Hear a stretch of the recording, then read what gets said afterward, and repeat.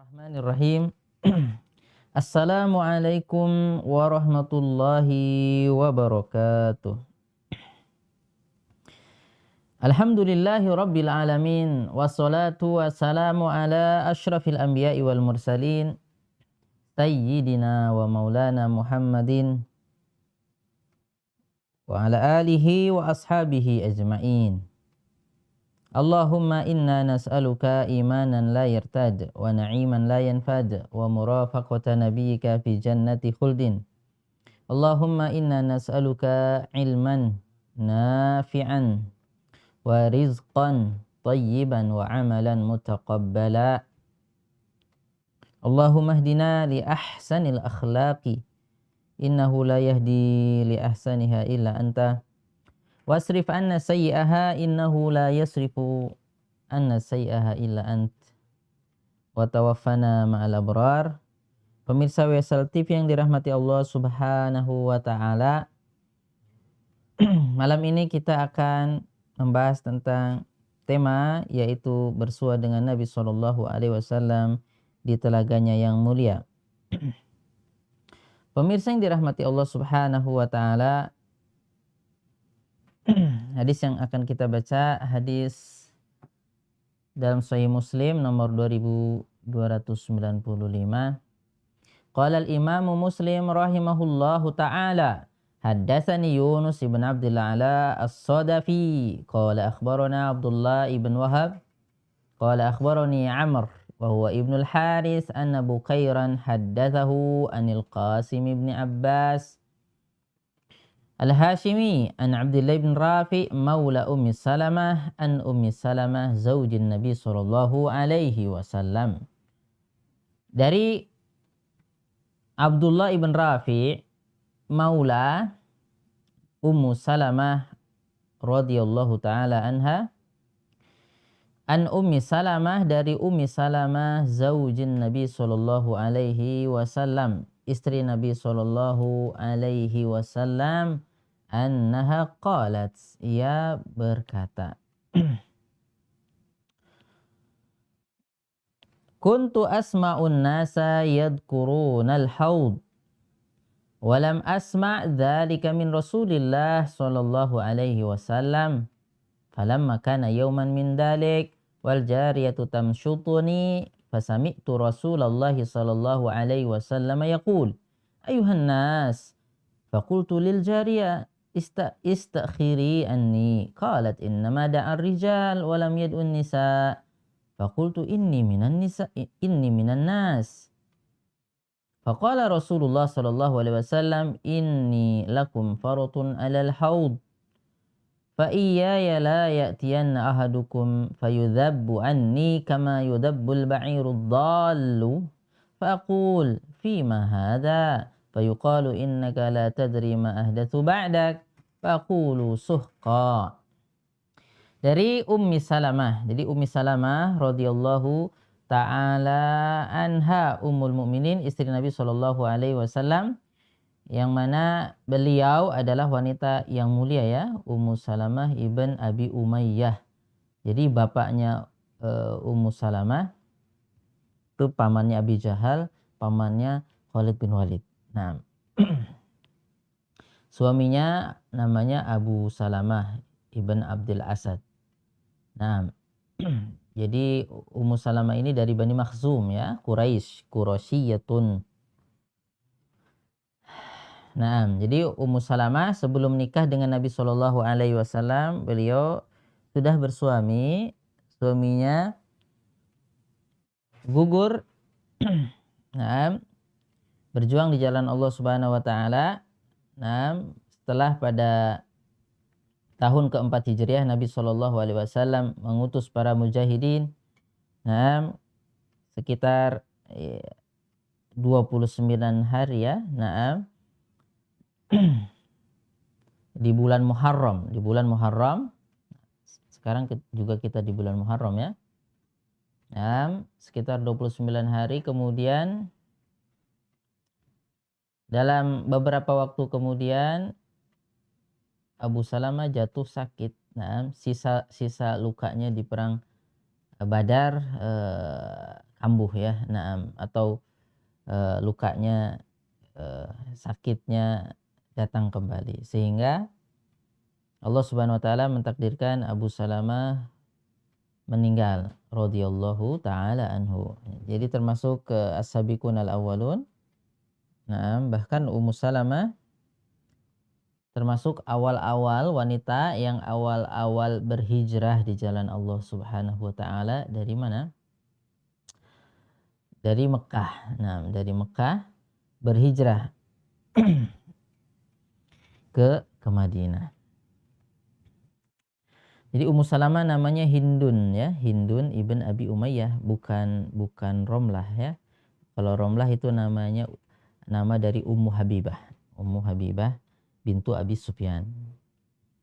Ya, padahal Ummu Salamah ini sangat setia kepada suaminya ya Pak, sampai pada satu ketika kata Ummu Salamah, "Balaghani annahu laisa imra'atun yamutu zawjuha wa huwa min ahlil jannah, tsumma lam tazawwaj illa jama'allahu bainahuma fil jannah. Ta'al uahiduka alla tazawwaj ba'di."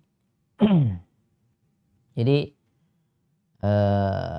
kata Ummu Salamah, saya dengar dari Nabi, ini dalam Tobaqo Ibn Sa'ad, katanya kalau seorang istri ditinggal suami, terus suaminya masuk surga, terus istrinya nggak nikah lagi, nanti tetap bersatu di surga. Nah, oke, kita buat MOU yuk, katanya, kan saking cinta ya suami istri. Nanti kalau ada yang meninggal di antara kita, nggak nikah lagi, nggak nikah lagi. Nah, masya Allah. Tetapi apa kata Abu Salamah suaminya? Apa kata Abu Salamah? Ala tuti'inani, atuti'inani, kata Abu Salamah ke Ummu Salamah, kamu mau taat sama aku nggak? Gitu ya, kata Abu Salamah. Naam, ya pastilah taat sama suami. Apa kata Abu Salamah? Idza mittu tazawwaji. Nah, kalau saya meninggal, nikah aja. Suaminya yang nyuruh. Nah, ini kira-kira suami yang begini ada nggak? Hah? Jadi kata Abu Salamah, orang soleh ya, Abu Salamah orang soleh, senior, jadi sahabat senior. Nah, kata Abu Salamah, kamu taat sama aku. Kalau taat sama aku, dengerin nih. Idza mittu tazawwaji. Kalau saya meninggal, langsung nikah. Maksudnya apa? Nikah lagi. Tentunya setelah masa iddahnya selesai. Nah, padahal tadi yang ngajak janjian siapa? Ummu Salamah. Ummu Salamah, saya nanti kalau sampean meninggal Mas, saya nggak nikah lagi, la atazawwaj ba'daka. Nah, tapi kata Abu Salamah, atuti'ina nih, kamu mau taat sama aku nggak? Iya, taat. Oke, kalau kamu taat, idza mittu tazawwaji, kalau saya meninggal nikah. Nikah. Nah, kemudian berdoa Abu Salamah, Allahumma rzuq Ummas Salamah ba'di rajulan khairan minni. Jadi sebelum Abu Salamah meninggal berdoa, ya Allah, berilah Ummu Salamah ya, istrinya, setelah saya meninggal, rajulan khairan minni, seorang laki-laki yang lebih baik daripada aku. Wah, ini insyaallah ya, tawadhu. Nah, fama labisat, kemudian la yuhzinuha wa la yudhiha. Suami ini enggak membuat Ummu Salamah sedih, enggak juga menyakiti Ummu Salamah. Tuh doanya. Nah, falamma mat, jadi ketika Abu Salamah meninggal radhiyallahu taala anhu, qultu, kata Ummu Salamah, man khairun min Abi Salamah? Siapa yang lebih baik dari dari Abu Salamah, karena suami tercinta ya. Kayaknya udah nggak ada deh. Abu Bakar datang melamar, ditolak. Umar datang melamar, ditolak. Nah, Rasul datang melamar, diterima. Nah, sebelumnya Rasul Shallallahu Alaihi Wasallam ketika ditanya oleh Ummu Salamah, ya Rasulullah, gimana doanya kalau saya dapat musibah? Kata Nabi SAW, kalau kamu dapat musibah, ucapin doa ini. Dan hendaknya doanya kita pakai ya. Naam. Doanya, Allahumma ajurni fi musibati wa khuluf li khairan minha. Ya Allah, berilah saya pahala karena musibah yang menimpa saya. Ditinggal saudara, ditinggal orang tercinta. Ya. Pokoknya kalau kita dapat musibah, berdoa seperti ini. Nah, jadi musibahnya membawa berkah gitu ya, membawa kebaikan. Jadi sengsara membawa nikmat gitu. Nah, kemudian ya Allah, berilah aku ganti lebih baik daripada yang hilang dari aku, seperti itu. Nah, dalam dalam lafaz lain apa namanya? Allahumma aqibni uqbatan sholihah fa'aqabani Muhammadan sallallahu alaihi wasallam. Kata Ummu Salamah, saya pun berdoa dengan doa tersebut, dan riwayat lain, ya Allah berilah saya ganti yang lebih ganti yang soleh, ganti yang baik. Kata Ummu Salamah, dapat Nabi Muhammad sallallahu alaihi wasallam. Nah, sebelum nikah, padahal kata Ummu Salamah, sebelum nikah dengan Nabi sallallahu alaihi wasallam, Ummu Salamah itu sudah ya agak berumur ya, kabirah, mitfal, wa ghaira atau syadidatul ghirah. Jadi punya 3 sifat ya, sudah agak usia gitu ya, sudah berusia gitu, berumur, kemudian apa? Punya anak banyak, anaknya ada Umar ibn Abi Salamah, ada siapa? Ada Salamah itu sendiri, ya, ada Zainab, kemudian ada lagi ya, ada 4. Nah, intinya Nabi punya anak asuh banyak itu ya, anak tiri. Nah, jadi punya anak banyak ya, janda punya anak begitu. Seperti itu. Kata Ummu Salamah, ya Rasul, saya kan wanita yang cemburuan banget. Sampean kan istrinya lebih dari 1 juga. Terus gimana kalau saya nanti nggak tahan gitu, cemburu. Ghaira syadidatul ghirah. Cemburu banget. Cemburuan orangnya. Ya karena Ummu Salamah juga terkenal ya. Terkenal itu di Quraisy, terkenal punya nasab yang mulia. Dari Bani Makhzum ya, Quraisyiyatun. Terus Imam Dahabi mengatakan ajmalun nisa, termasuk wanita yang paling rupawan ya, paling cantik. Nah, ya wajar ya ada. Nah, pokoknya orangnya cemburuan. Gimana? Kata Nabi, saya berdoa kepada Allah Subhanahu wa taala agar Allah Subhanahu wa taala menghilangkan itu atau mengurangi itu. Akhirnya benar. Gak apa-apa ya. Nah, ya cemburu nggak apa-apa, cuma jangan kelewatan. Nah, jangan kelewatan. Barakallahu fiik. Jadi itu ya kisah tentang Ummu Salamah mengapa menjadi istri Rasul sallallahu alaihi wasallam. Dan Ummu Salamah termasuk sahabat Nabi yang wanita yang istri Nabi sallallahu alaihi wasallam yang paling terakhir meninggalnya ya. Nah, Bunda Aisyah tahun 57 Hijriah. Ummu Salamah justru usianya panjang ya. Nah, meninggal tahun 59 atau 61 Hijriah. Nah, setelah Husain ibn Abi Thalib gugur di Karbala. Nah, beberapa waktu setelah itu. Nah, nah itu sekilas tentang Ummu Salamah, wanita tangguh, wanita beriman, berhijrah di jalan Allah Subhanahu wa taala, mendapat kemuliaan, menjadi pendamping Rasulullah sallallahu alaihi wasallam di dunia dan di akhirat. Nah, kata Ummu Salamah, annaha qalat, kuntu asma'un nas yadhkuruna al-haud. Saya pernah dengar manusia-manusia ini, maksudnya para sahabat itu nyebut-nyebut, memviralkan ya, bagi-bagi status tentang apa? Haud, telaga. Haud itu telaga. Nah, maksudnya telaga Nabi Shallallahu alaihi wasallam. Baik. Saya pernah dengar sahabat, orang-orang di Madinah pasang-pasang status itulah kalau sekarang, maksudnya semuanya cerita tentang haud. Falam asma dzalika min Rasulillah sallallahu alaihi wasallam. Tapi saya nggak pernah dengar langsung dari Rasul sallallahu alaihi wasallam. Ini dicatat ini penting. Bayangkan, orang terdekat Nabi, istri Nabi yang satu kemul ya, satu kemul. satu selimut dengan Nabi SAW. Terkadang belum dapat ilmu langsung dari Nabi SAW. Nah, ini penting. Nah, contohnya mirip dengan ini kisah Bunda Aisyah, yang mana Bunda Aisyah mengingkari perkataan sahabat yang menceritakan bahwa Nabi pernah kencing berdiri. Nah, sahabat melihat itu. Kata Bunda Aisyah, kadzaba, bohong, bukan bohong ya, salah. Salah itu nggak pernah.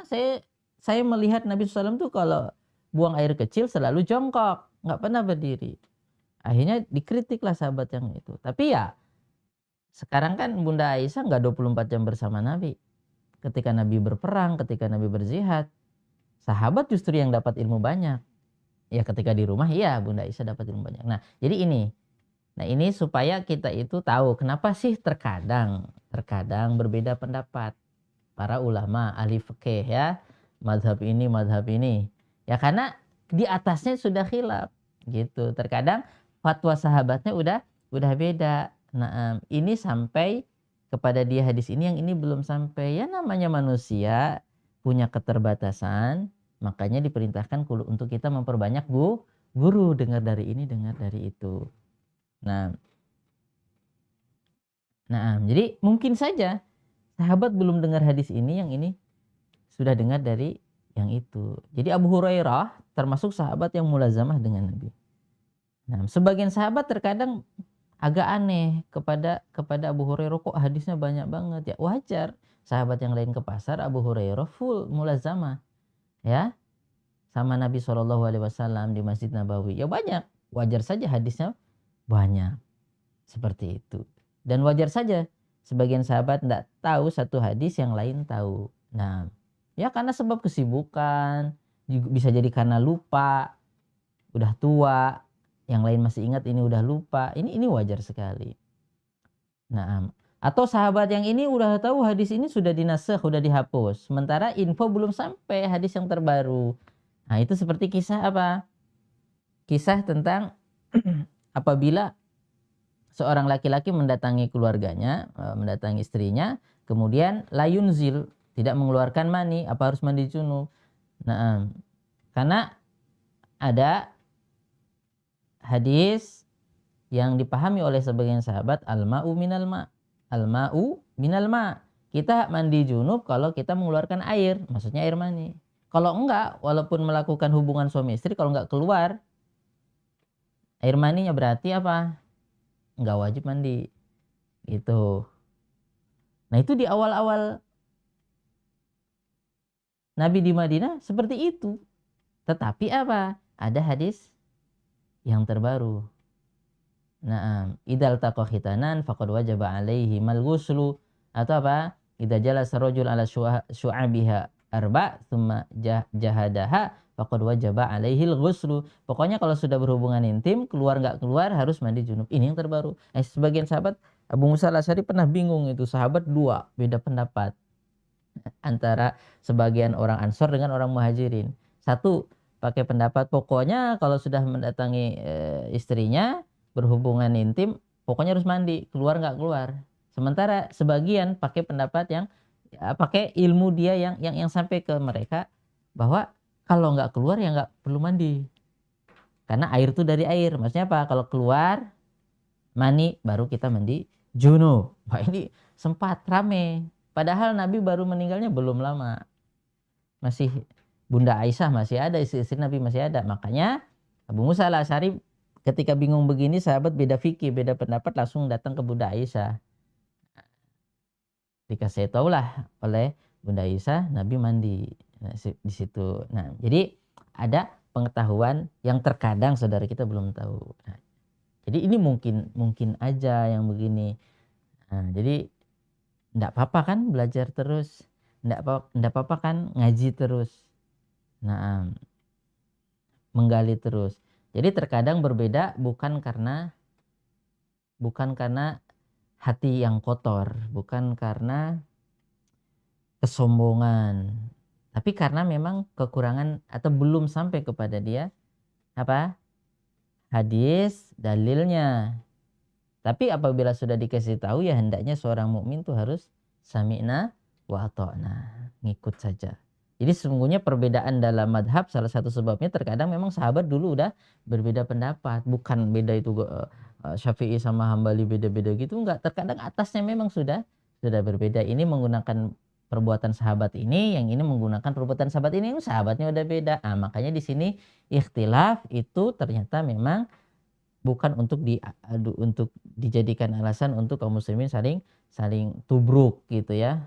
Nah, saling siku gitu, saling menjatuhkan, bukan, tapi untuk dikaji, digali. Nah, sama-sama mubahasah gitu ya. Nah, bahsul masail. Nah, dengan hati yang jernih. Karena ya namanya juga masing-masing mengeluarkan potensinya, terkadang juga ada keterbatasan. Nah, oke, itu ya. Mungkin. Jadi ini satu bukti ya. Juga jadi Ummu Salamah pernah dengar tentang haud ini dari manusia-manusia di status pada viral, tapi dengar langsung dari Nabi itu belum pernah. Dengar langsung dari Nabi itu belum pernah, padahal suaminya sendiri, orang yang terdekat. Bisa jadi itu, bisa mungkin saja. Bisa saja orang di luar tahu tentang kisah ayahnya, yang di rumah malah nggak tahu. Ya karena mungkin ayahnya tugas terus di luar lama. Nah, seperti Imam Bukhari menyebarkan hadis kemana-mana. Imam Bukhari keluarganya di sana, di rumahnya, di kampung. Imam Bukhari di Mekah, di Madinah, keliling-keliling, dakwah di Irak, di mana, nyebarkan hadis. Malah keluarganya di rumah mungkin nggak tahu. Bisa aja. Tapi Imam Bukhari senantiasa berkirim surat kepada keluarganya, nggak lupa keluarga juga. Tapi mungkin saja terjadi. Nah, karena manusia itu terbatas. Nah, ya karena kesibukan, karena apa. Nah, tapi intinya harus tetap kita semangat untuk menuntut ilmu. Sampai ya kisahnya Umar bin Khattab kan. Nah, Umar bin Khattab itu demi ngikuti pengajiannya Nabi SAW, Nabi kan punya pengajian di beberapa hari tertentu dalam satu Jumat atau satu Minggu ya. Nanti ada pengajian khusus ibu-ibu juga. Nah, jadi Umar bin Khattab tuh sama tetangganya, karena tinggalnya nggak di sekitar Madinah ya, di daerah Awali. Maksudnya nggak di sekitar Masjid Nabawi, agak jauh di daerah Awali. Akhirnya apa?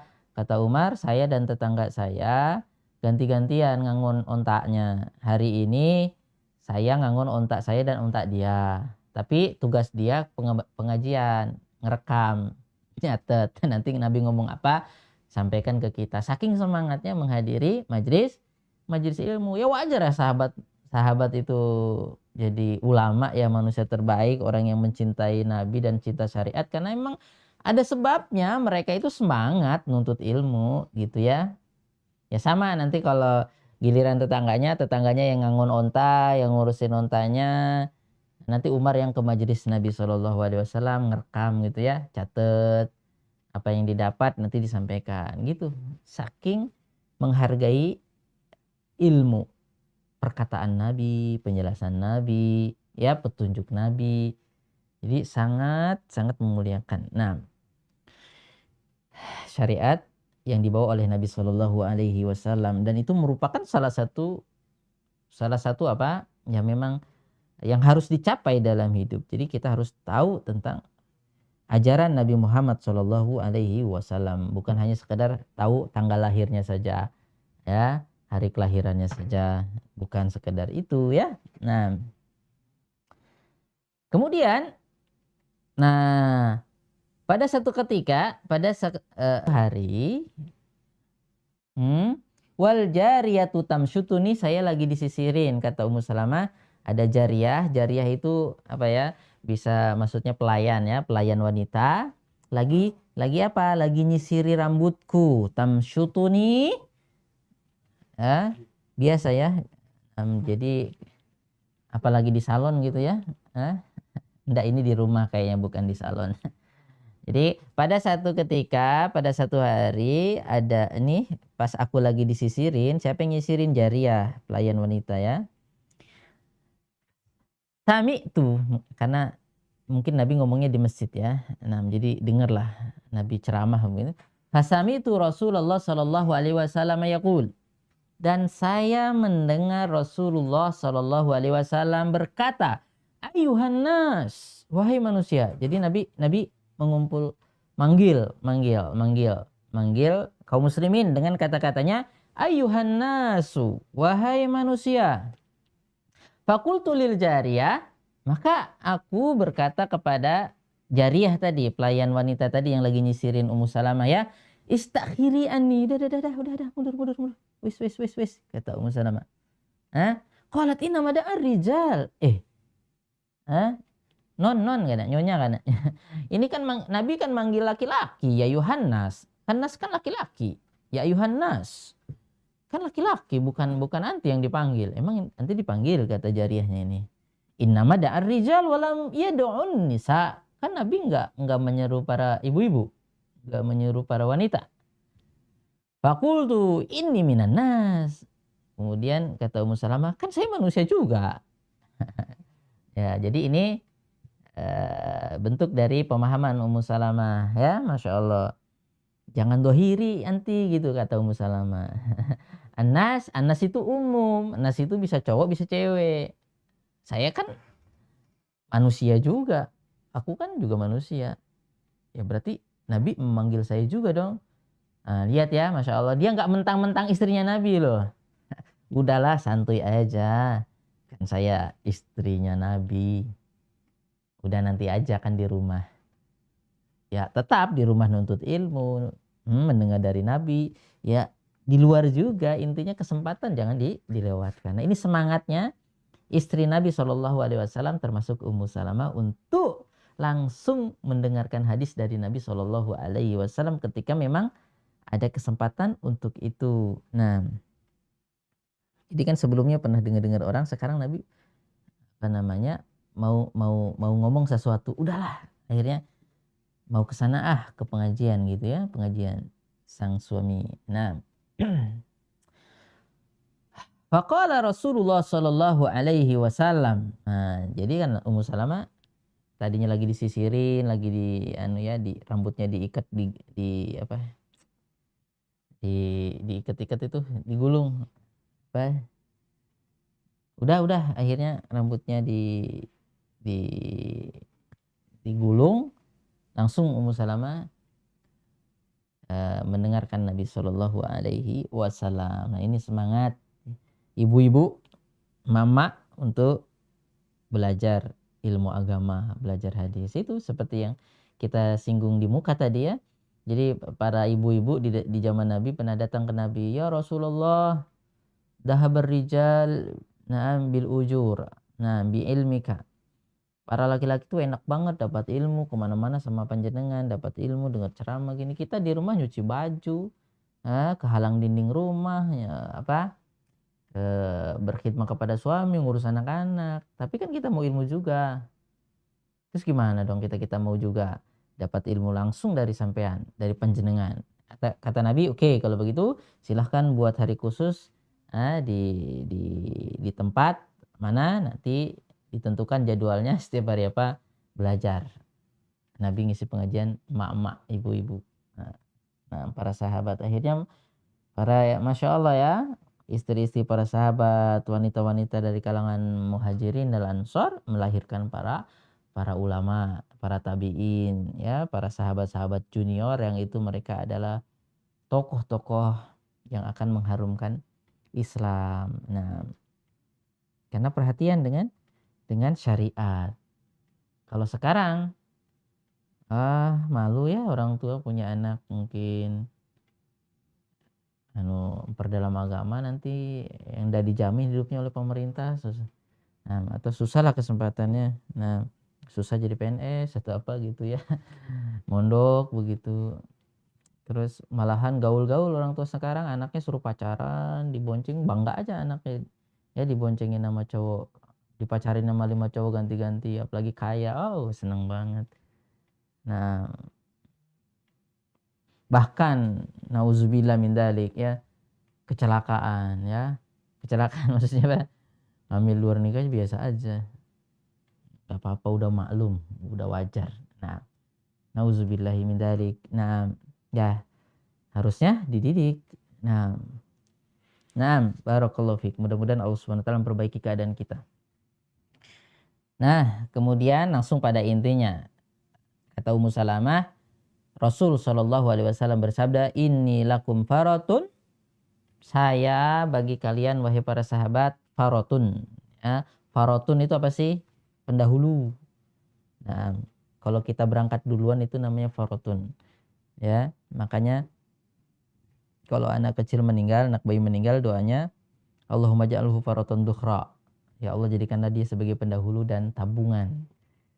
Nah, jadi Nabi SAW mendahului apa? Sebagian para sahabat. Ya, termasuk kaum muslimin yang setelah Nabi lah ya.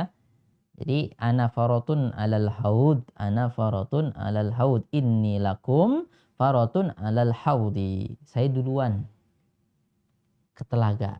Nah, kata Nabi, saya duluan ke telaga ya. Jadi ada telaga. Nah, telaga Nabi Shallallahu Alaihi Wasallam itu fi arasatil jannah. Jadi di depannya surga ya. Nah, jadi sebelum surga, nanti di surga ada sungai-sungai lagi lah. Nah, ini adalah satu lambang pesta apa ya? Pestanya orang beriman ya.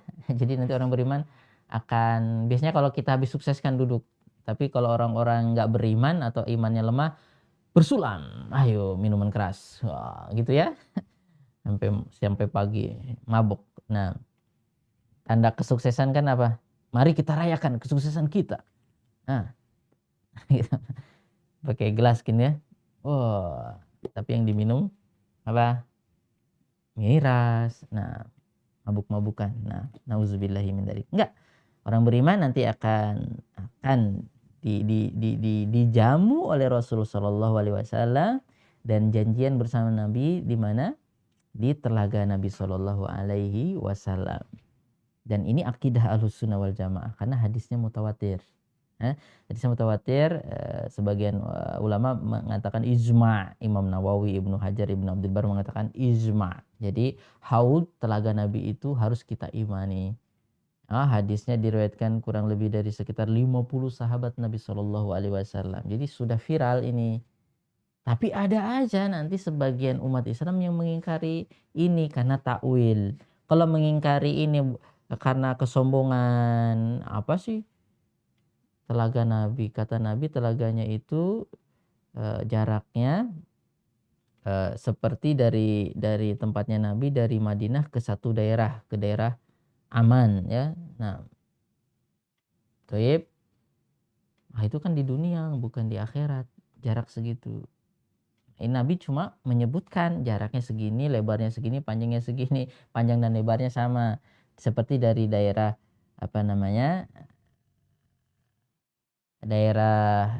seperti dari Madinah ke daerah aman. Nah, seperti itu. Nah, itu kan di dunia katanya. Masa di akhirat gimana? Nah, itu Nabi cuma menjelaskan seperti itu. Nah, hakikatnya ya kita belum tahu nanti bagaimana. Nah, ya. Bentuknya juga. Nah, yang pasti Nabi menggambarkan tentang telaga tersebut. Nah, ini ijma. Kenapa ini dibahas? Bahkan Imam Ahmad rahimahullahu taala, Imam Ahli Sunnah wal Jamaah ya. Ya, gurunya Imam Bukhari, gurunya Imam Abu Daud, Imam Ahmad, ma'ruf ya, Imam Ahmad bin Hambal. Ya, nanti setelahnya ada madhab Hanabilah ya, karena mengikuti fatwa-fatwa dari Imam Ahmad. Jadi Imam Ahmad dalam usulus sunnah, pokok-pokok ahlus sunnah atau landasan-landasan ahlus sunnah. Jadi kalau Anda mengaku ahlus sunnah, ini pokok-pokoknya, ini ciri-cirinya. Nah, dia sebutkan salah satunya. Nah, ya. Jadi bukan berarti cuma ini saja yang ada di dalam buku ini saja usulus sunnah. Ya. Nah, ini Imam Ahmad beristihad nih, ciri-ciri ahlus sunnah itu begini. Kalau enggak berarti kamu bisa masuk ke dalam golongan selain ahlus sunnah. Nah, termasuk golongan yang mengingkari adanya telaga Rasul Shallallahu Alaihi Wasallam, padahal hadisnya banyak, karena takwil kelompok Khawarij. Kelompok Khawarij dan kelompok Mu'tazilah, sebagian Khawarij dan sebagian Mu'tazilah. Nah, itu kata Ibnu Hajar Al-Asqalani rahimahullahu taala. Jadi seperti itu. Nah, ya wajar sih kalau Mu'tazilah wajar. Ya, orang ulama ahli hadis, periode hadis saja dibilang ulama haid dan nifas saja katanya. Cuma kola doang ngeriatkan hadis, nggak pakai ini katanya. Nggak pakai sastra Arab katanya, nggak pakai majaz, nggak pakai apa, pakai sastra. Jadi Quran, sifat-sifat Allah pun banyak ditakwil. Nah, dengan alasan tidak cocok dengan akal mereka. Apalagi hadis tidak masuk akal mereka udah ditolak. Nah, karena nggak masuk akal. Ya termasuk kisah bahwa Nabi pernah disantet, Nabi pernah kena santet ya, Nabi pernah sakit tubuhnya, Nabi pernah kena sihir. Nah, itu nggak mungkin lah katanya. Nggak mungkin masa Nabi kan dilindungi oleh Allah. Nah, jadi dibenturkan ayat Quran dengan hadis. Nah, padahal Nabi Shallallahu Alaihi Wasallam manusia biasa, bisa mengalami sesuatu yang dialami manusia. Tetapi Allah Subhanahu Wa Taala jaga Nabi Shallallahu Alaihi Wasallam dari pengaruh sihir tersebut yang mempengaruhi apa yang akan disampaikan oleh Nabi Shallallahu Alaihi Wasallam berupa wahyu. Sebagaimana Nabi Shallallahu Alaihi Wasallam itu lupa, ya sahabat juga pernah lupa. Cuma Allah Subhanahu Wa Taala akan menjaga Nabi SAW. Nabi pernah sholat 2 rakaat, sholat duhur, sholat asar, kelupaan. Ya wajar manusia. Nah, ya Nabi juga pernah berdarah di perang Uhud, ya enggak, sampai terluka. Nah, gigi Nabi SAW patah. Ya, padahal kan Nabi maksum, Nabi dilindungin, tapi kok gimana ini? Nah, ya Nabi itu manusia. Nah, ini sebetulnya hadis Nabi disihir itu menunjukkan Nabi manusia, tetapi Allah Subhanahu Wa Taala melindungi Nabi Shallallahu Alaihi Wasallam dan tetap menjaga Nabi Shallallahu Alaihi Wasallam sehingga apa yang disampaikan itu tetap murni. Nah, bukan justru akhirnya ditolak hadisnya. Kenapa? Nggak mungkin Nabi kena sihir. Kenapa? Karena dalam Al-Quran yang mengatakan Nabi kena sihir itu orang musyrik. Orang musyrik selalu mengatakan Nabi itu korban sihir. Atau sebagian orang musyrik mengatakan Nabi penyihir. Nabi sendiri yang menyihir, bahkan bisa memisahkan antara suami dengan istrinya. Nah, kalau kita mengatakan Nabi kena sihir berarti sama dengan orang musyrik dong kita. Nah, mereka mengatakan Nabi Shallallahu Alaihi Wasallam kena sihir, untuk satu tujuan, bahwa Nabi SAW itu bersikap begitu karena gila lah. Karena biasanya orang kena sihir itu udah linglung. Bingung apa? Enggak, Nabi nggak linglung.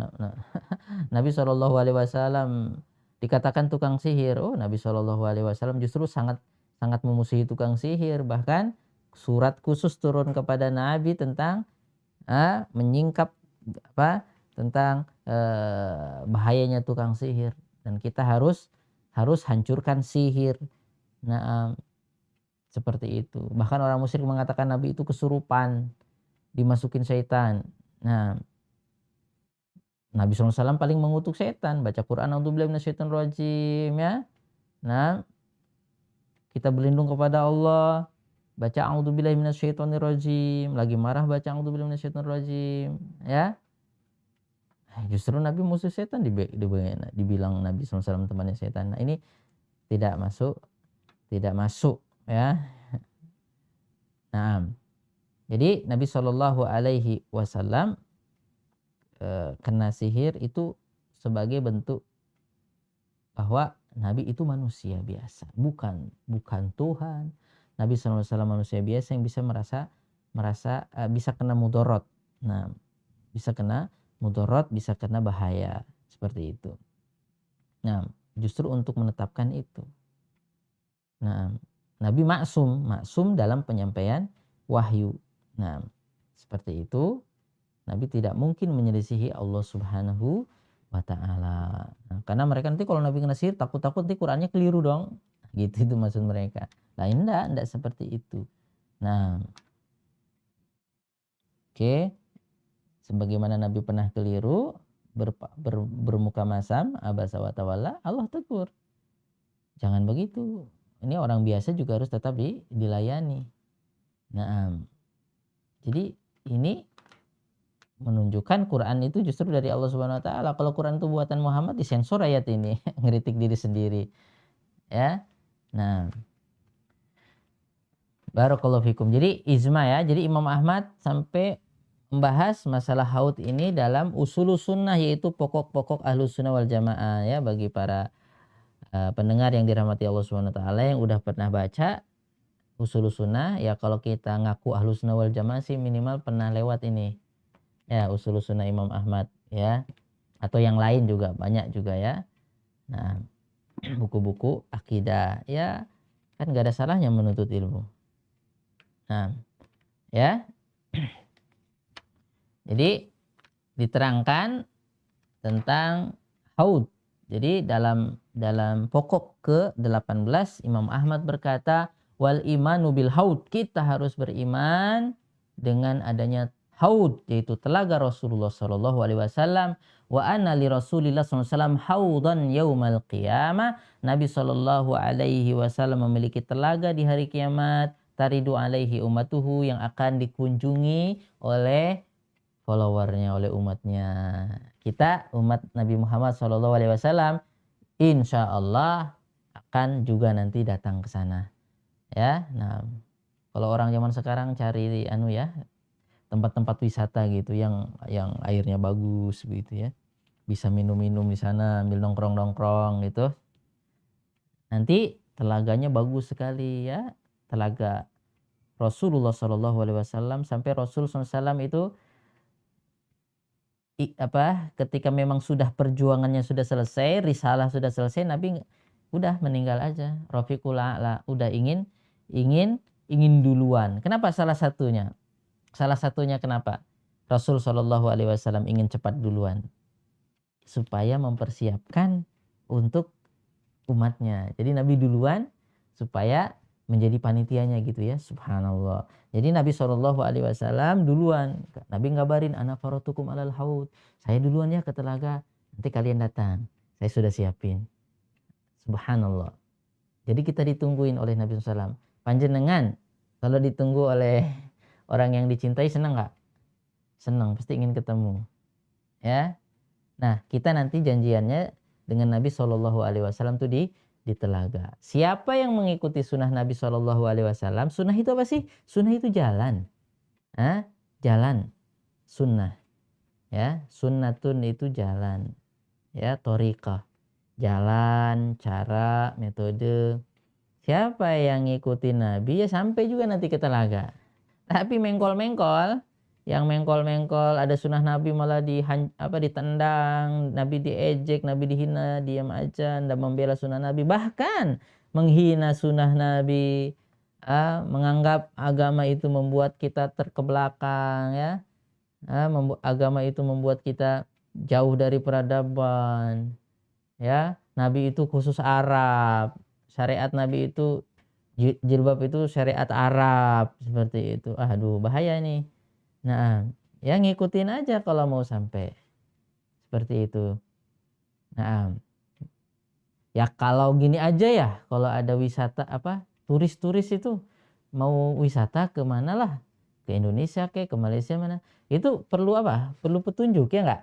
Buku lah biasanya, beli buku dulu itu, kesini nanti biasanya kalau supaya ya ngikuti petunjuknya lah, ada guide-nya itu ya yang nunjukin. Nah, sini ada bagus, view bagus, di sini ada binatangnya ini gini. Nah, gitu ya. Supaya apa? Supaya sampai tujuan, ngikutin petunjuk, entah itu petunjuk yang di buku atau Google Map atau apa gitu. Yang penting harus ngikutin petunjuk supaya sampai pada tujuan, bukan cuma habis uang doang. Akhirnya apa? Tersesat, dimakan komodo. Ya? Atau gimana begitu ya. Kenapa? Karena tersesat dari tujuan karena tidak mengikuti petunjuknya, jalannya. Jalan ke Jogja ya ini bisa lewat sini misalnya. Nah, yang penting itu digariskan oleh Nabi, itu tidak keluar dari rel yang ditetapkan oleh Nabi, ya enggak apa-apa sampai kita nanti. Nah, seperti itu. Jadi kata Imam Ahmad, Ini akidah, ini keyakinan, ini harus diimani. Ciri Ahlussunnah seperti itu. Nah, bagi kita yang ngaku Ahlussunnah wal Jamaah. Ngaku Ahlussunnah wal Jamaah, ini harus kita yakini ini. Ya, dan umatnya nanti akan datang ke haud tersebut. Kalau kita mungkin ya ada pembagian apa itu? Anu gratis ya. Itu aja dempet-dempetan, desek-desekan. Ya, dapat setetes air atau apa gitu ya. Nah, demi apa? Demi kita ingin dapat kebahagiaan, ya nggak? Ada pembagian apakah gitu ya, sembako atau apa, atau obat atau apa gitu, kita rela ya, desek-desekan. Katanya desek-desekan bisa menimbulkan anu, tapi lupa dah. Saking apa? Inginnya kita selamat gitu ya, saking ingin kita itu kuat, sehat, seneng gitu ya. Nah, apalagi kalau jadi syarat, supaya pokoknya seperti itu. Bagaimana kita nanti dijanjikan sama Nabi SAW ketemuan, jumpaan, terus dapat minum sepuasnya. Nah, silahkan bernikmat-nikmat. Nah, di situ orang-orang mulia di situ, pesta di situ, di telaga Nabi SAW. Nah, ya, oke. Alangkah senangnya orang beriman ya. Itu tadi sembako aja semangat banget, pembagian ampau ya. Ampau atau apakah gitu ya, dikasih apa, mobil atau motor atau itu aja sudah seneng kan. Bagaimana ini langsung ini punya Nabi, Allah Subhanahu wa taala berikan kepada Nabi, kemudian Nabi akan ajak umatnya, ayo di sini kita jumpaan, kita minum-minum di telaga ini, yang mana airnya itu nggak membahayakan. Mungkin kalau kita mungkin ini kadaluarsa, jangan-jangan habis diminum ya bisa meninggal karena mungkin udah kadaluarsa, sudah lewat tanggalnya atau gimana ya, bukannya jadi sehat habis minum dikit itu ya, malahan game ya, malahan meninggal. Atau ya pas minum langsung kena gitu, nggak cocok, tubuhnya nggak cocok, langsung naik gulanya atau gimana, akhirnya apa, nggak enak, bukannya jadi sehat ya. Jadi kalau di sana subhanallah, airnya lebih putih dari susu, lebih manis dari madu. Itu pun hanya perumpamaan, tidak bisa dibayangkan. Di surga ada pisang, di surga ada buah-buahan, di surga ada kehidupan. Beda hidup di surga dengan di dunia, beda sekali. Kalau di dunia hidup kan menangis kita ya, kesandung, kecepet pintu ya, ditagih hutang, nangis kita. Nah, hidupnya tuh penuh dengan anu ya episode gitu ya, kadang susah, kadang senang gitu ya, kadang kecepet. Nah, kadang-kadang sukses, mengalirkan air mata, sukses banget, dapat medali, dapat apa, pasti kita senang sekali. Tapi kadang-kadang bisnisnya hancur, ya enggak, harus berantem. Nah, susah hidup ini ya, tadinya penghasilannya segini tutup semuanya, susah ya. Itulah dunia, hidup di dunia. Tapi kalau di akhirat hidup bahagia, nggak ada sedih, nggak ada merana, nggak ada, sama-sama hidupnya. Terus di dunia kan sehat, kuat, punya istri cantik, harta banyak, ketabrak mobil, game. Di akhirat nggak ada, hidup nggak akan mati, sehat nggak akan sakit, muda nggak akan tua, nikmat nggak akan sekarat, nggak akan susah. Itu nah kehidupan di sana seperti itu ya. Jadi arduhu, lebarnya, mislutulihi, seperti panjangnya, panjang lebar sama, berarti itu persegi ya, panjangnya sama, lebarnya sama, berarti bentuknya persegi. Arduhu mislutulihi masirata syahr, jadi jaraknya sejauh perjalanan 1 bulan. Silahkan kalau kita jalan 1 bulan. Nah, ini digambarkan seperti itu dalam hadis. Nah ya, seperti itu. Kenyataan pastinya bagaimana bentuknya ya kita belum Belum tahu. Seperti itu ya. Aniyatuhu ka'adadi nujumi sama. Ya, nanti tempat minumnya seperti bintang-bintang di langit. Banyak begitu ya. Alama sohat bil akhbar min ghairi wajhin. Pokoknya sesuai dengan hadis-hadis, riwayat-riwayat yang sahih dari berbagai jalur. Itu kata Imam Ahmad. Ini harus diyakini. Ini ahlus sunnah. Harus meyakini ini. Kenapa? Karena ada Mu'tazilah, ada Khawarij yang nggak meyakini ini. Persis kayak hukum rajam. Hukum rajam itu orang Khawarij nggak mau. Nggak mau. Kenapa? Nggak ada dalam Al-Quran. Dalam Al-Quran adanya cuma cambuk katanya. Kalau rajam nggak ada. Padahal di hadis ada. Nabi pernah merajam. Abu Bakar pernah merajam. Umar pernah merajam. Jadi ada orang Khawarij datang ke Umar bin Abdul Aziz. Mengatakan, Ahlussunnah sesat katanya. Bukan Ahlussunnah. Ente-ente itu sesat, ngikutin sahabat itu sesat. Kenapa? Orang di dalam Al-Quran nggak ada kok. Ente pakai hadis. Padahal Ahlussunnah wal Jamaah itu nggak benturkan Al-Quran dengan hadis.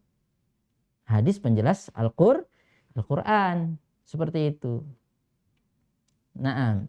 Tidak dibenturkan. Kata Allah, wamsahu biru'usikum wa arjulakum. Nah, usaplah kepala dan basuhlah kaki. Nanti sebagian baca wa arjulikum. Jadi kaki juga diusap.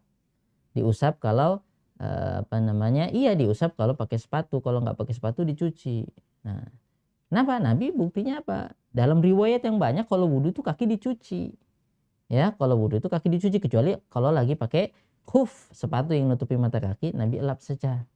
Itu rukhsah. Nah, nanti sebagian orang pakai Quran toh, ya. Sebagian orang punya pemahaman dan ini ada mengatakan dalam Al-Quran diterangkan kaki diusap. Jadi kalau wudhu nggak dicuci, diusap aja. Diusap aja. Padahal nggak pakai kaos kaki atau khuf. Nah, ini kenapa? Karena padahal hadis itu begitu banyak hadis menjelaskan Nabi SAW kalau wudhu nggak pakai sepatu ya dicuci kakinya. Bahkan kata Nabi, wailun lil aqabi minan nar, itu tumit-tumit akan dibakar di neraka. Kenapa? Nggak dibasah, nggak dicuci, nggak kena air wudhu. Nah, seperti itu. Jadi mutawatir ya Nabi SAW kalau kaki itu dicuci, bukan dielap, diusap. Nah, kalau berwudhu. Lain kalau memakai khuf atau sepatu ya, yang menutupi mata kaki. Nah, kemudian harapan Nabi, fa iyayalah. Nah, itu sudah ya, itu tadi dalam usul sunnah. Ini penting sekali, Ahlus Sunnah harus meyakini ini.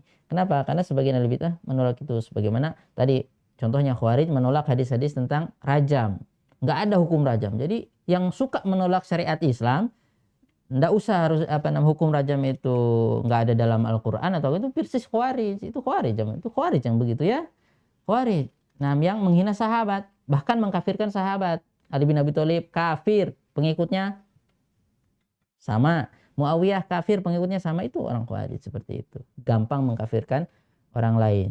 Dulu orang yang begitu itu menolak sahabat, menolak hadis Nabi, termasuk hukum rajam. Kenapa?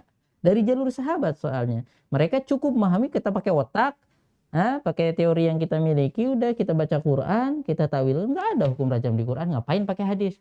Hadis sudah dirubah-rubah sama para sahabat katanya. Nah, ini pemikiran Khawarij sebetulnya ya. Barakallahu fikum. Jadi Nabi pesan gini, harapan Nabi, saya sudah duluan nih, saya mau saya sudah nyiapkan. Nabi sampai ngomong gitu ya, saya duluan. Untuk apa? Untuk menyambut umatnya, karena Nabi itu kangen banget sama umatnya. Jadi kata Nabi, waditu ani qadra itu ikhwani, saya sudah rindu banget untuk berjumpa sama saudara-saudara saya. Itu kata Nabi SAW ya. Ketika Nabi ziarah kubur, itu yang diungkapkan kepada para sahabat.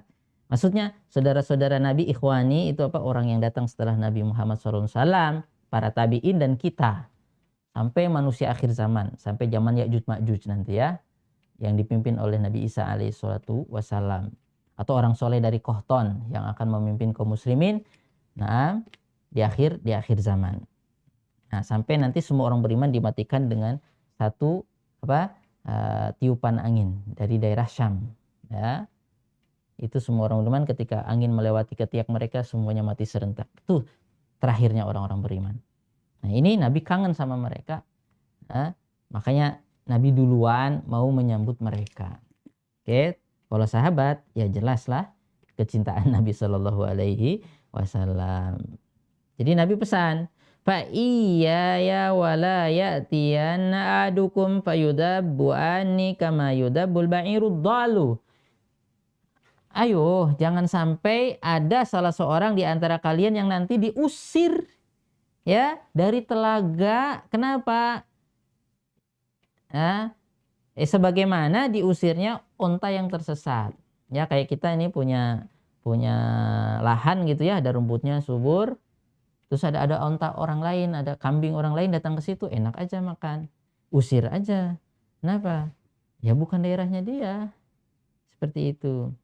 Nah, jadi seperti onta yang tersesat yang nanti diusir, hus lungo, sana, dihardik, ya.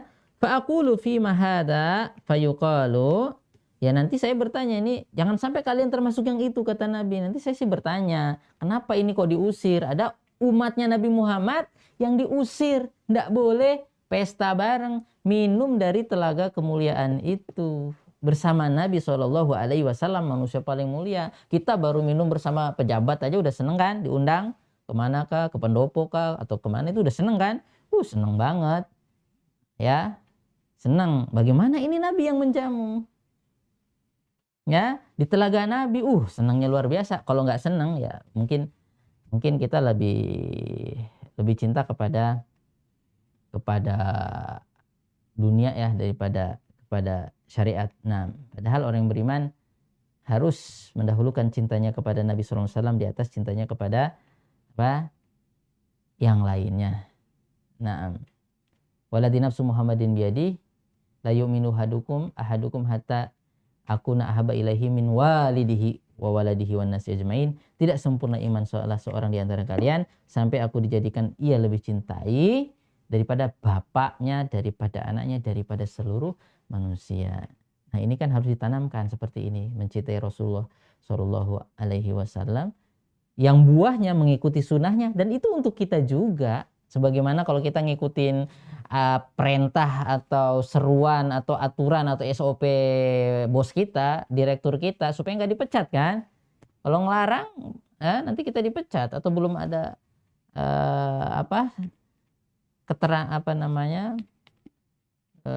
kita tidak memenuhi syarat. Nah, syarat masuk kerja harus sudah harus punya ijazah. Kita nggak punya ijazah palsu, diusir lah, dipecat. Nah, kita akhirnya mencari syarat itu supaya dapatnya sama, supaya kita dapat dimuliakan, supaya kita mendapat kemuliaan. Nah, bersama Nabi SAW ya ikuti syaratnya.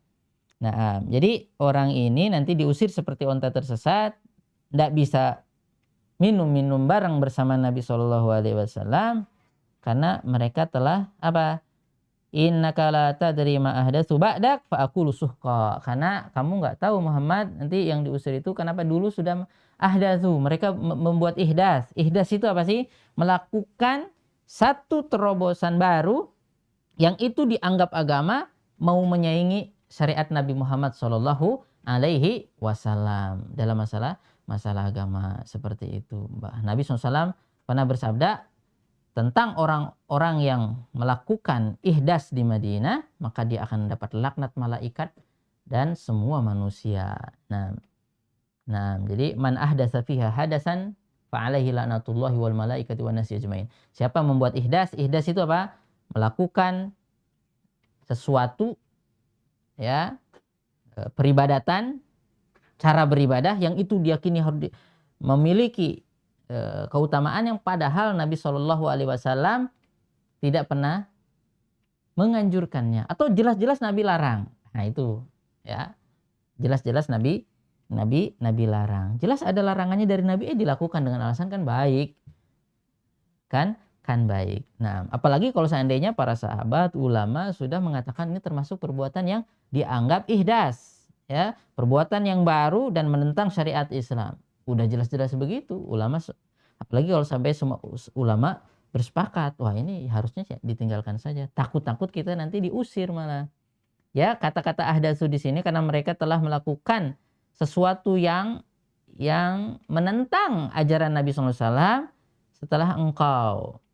Ihdas di sini kata para ulama macam-macam. Ada yang ihdas membuat dia keluar dari Islam, itu apa? Membuat apa? Ajaran baru. Apa? Bahwa di sana ada nabi selain Nabi Muhammad. Nah, itu akhirnya apa? Mengikuti nabi-nabi palsu yang ada di Yaman, mengikuti nabi-nabi palsu yang ada di Najd, ya. Musailam al-Kadzab. Akhirnya nanti dia beriman di zaman Nabi, tapi setelah Nabi meninggal dia murtad, dia buat apa? Ajaran baru. Akhirnya apa? Beriman kepada Musailamah. Kata Musailamah, saya juga nabi, Nabi Muhammad juga nabi, kita dua-dua nabi. Jadi nggak apa-apa ada nabi baru. Ini ajaran baru, ini ihdas, bahkan bisa mengeluarkan seorang dari Islam. Ini jelas nggak akan bisa minum. Ya.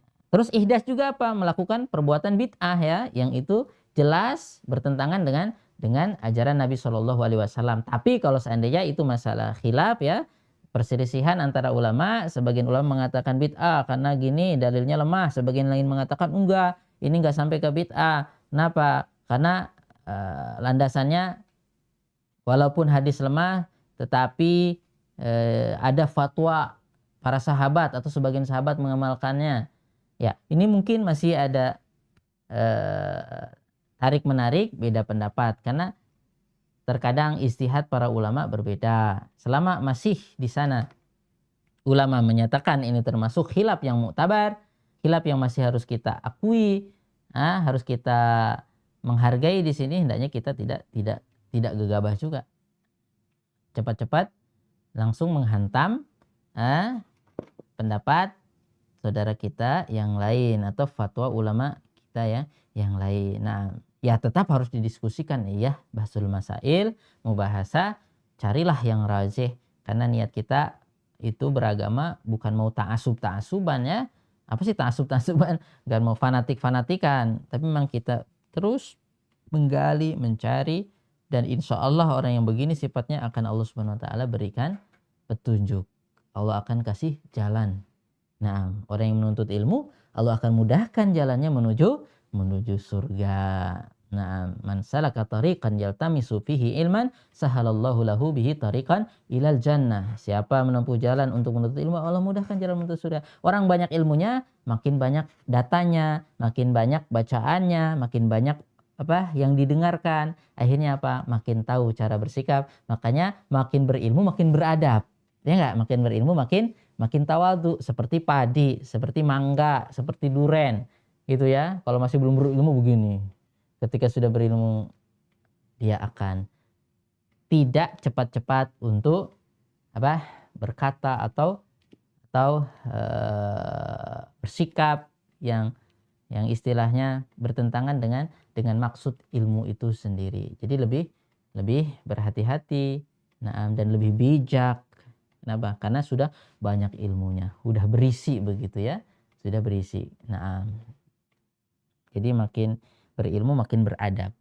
Rumusnya ilmu padi. Nah, karena rasa cukup, ya. Mudah-mudahan kita bisa berjumpa sama Nabi Shallallahu Alaihi Wasallam. Nanti perjumpaannya di mana?